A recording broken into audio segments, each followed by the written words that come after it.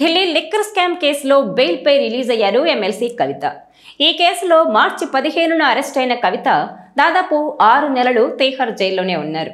6 నెలల తర్వాత supreme court bail మంజూరు చేయడంతో కవితకు జైలు జీవితం నుంచి విముక్తి కలిగింది. దీంతో బీఆర్ఎస్ శ్రేణులు సంబరాలు జరుపుకున్నారు.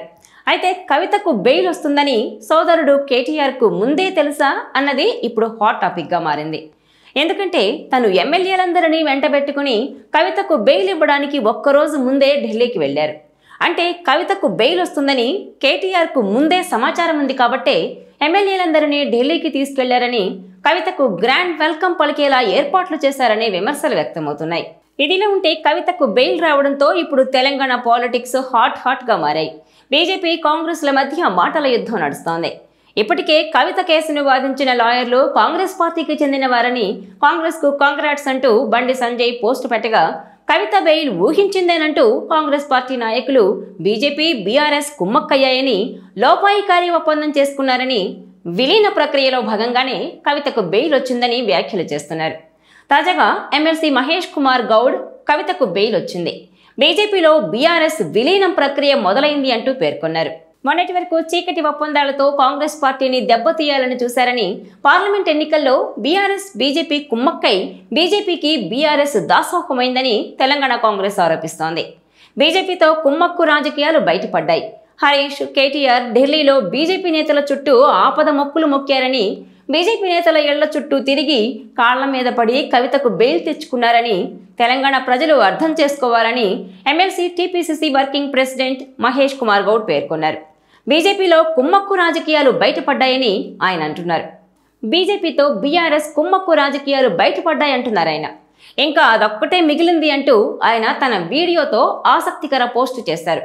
ఇలా కవిత బెయిల్ బీజేపీ కాంగ్రెస్ల మధ్య మాటల యుద్ధానికి కారణంగా మారింది. కవితకు బెయిల్ బీజేపీలో బీఆర్ఎస్ విలీనానికి సంకేతం అంటున్నారు కాంగ్రెస్ సీనియర్ నేత జగ్గారెడ్డి. లేదంటే వచ్చే ఎన్నికల్లో ఆ రెండు పార్టీలు పొత్తు పెట్టుకుంటాయని వ్యాఖ్యానించారు. కవిత బెయిల్కు గాను ప్రధాని మోదీకి కేసీఆర్ ఇచ్చే రిటర్న్ గిఫ్ట్ ఇదేనంటున్నారు. కేంద్రంలోని బీజేపీ ప్రభుత్వంతో బీఆర్ఎస్ చేసుకున్న ఒప్పందంలో భాగంగానే కవితకు బెయిల్ వచ్చిందని ఆరోపించారు. తెలంగాణలో అధికారంలోకి వచ్చే పరిస్థితి లేని బీజేపీ ఇక్కడి అధికార కాంగ్రెస్ను దెబ్బతీసేందుకు బీఆర్ఎస్ను కలుపుకుపోయే పనిలో ఉందన్నారు. కవిత బెయిల్ కండిషన్లో భాగంగానే లోక్సభ ఎన్నికల్లో బీఆర్ఎస్ డమ్మీ పాత్ర పోషించిందని, బీజేపీ అభ్యర్థులకు ఓట్లు వేయించిందని ఆరోపించారు.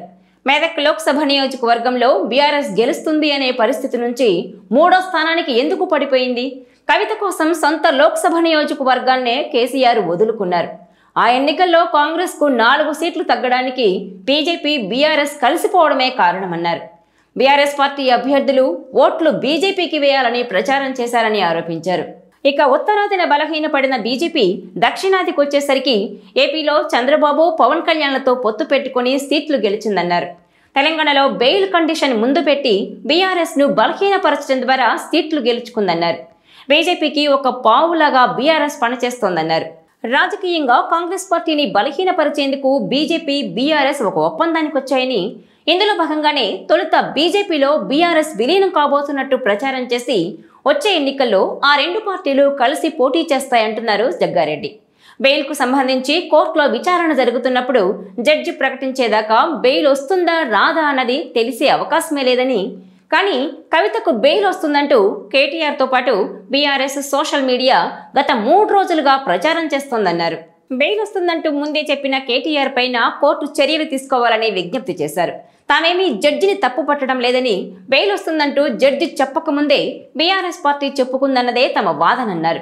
కవితకు బెయిల్ వస్తుందంటూ 3 రోజుల ముందే హడావుడి చేసినందుకు కేసీఆర్ కుటుంబంపై న్యాయ వ్యవస్థ చర్యలు తీసుకోవాలంటున్నారు. లిక్కర్ కేసులో సిసోడియాకు 17 నెలల తర్వాత బెయిల్ వస్తే, లిక్కర్ మాఫియాకు కింగ్ అయిన కవితకు 5 నెలల్లోనే బెయిల్ ఎలా వచ్చిందని ప్రశ్నిస్తున్నారు జగ్గారెడ్డి. ఆమెకు బెయిల్ బీజేపీతో చేసుకున్న చీకటి ఒప్పందంలో భాగమేనంటూ విమర్శలు గుప్పిస్తున్నారు. ఈ నేపథ్యంలోనే ఢిల్లీ లిక్కర్ స్కామ్ కేసులో ఎమ్మెల్సీ కవితకు బెయిల్ రావడం మాత్రం ఇప్పుడు తెలంగాణలో హాట్ టాపిక్గా మారింది.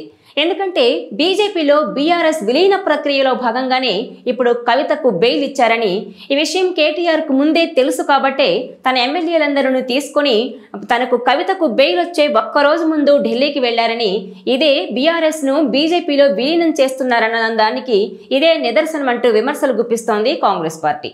ఈ వీడియో మీకు నచ్చినట్లయితే please share, like and subscribe R24 Telugu.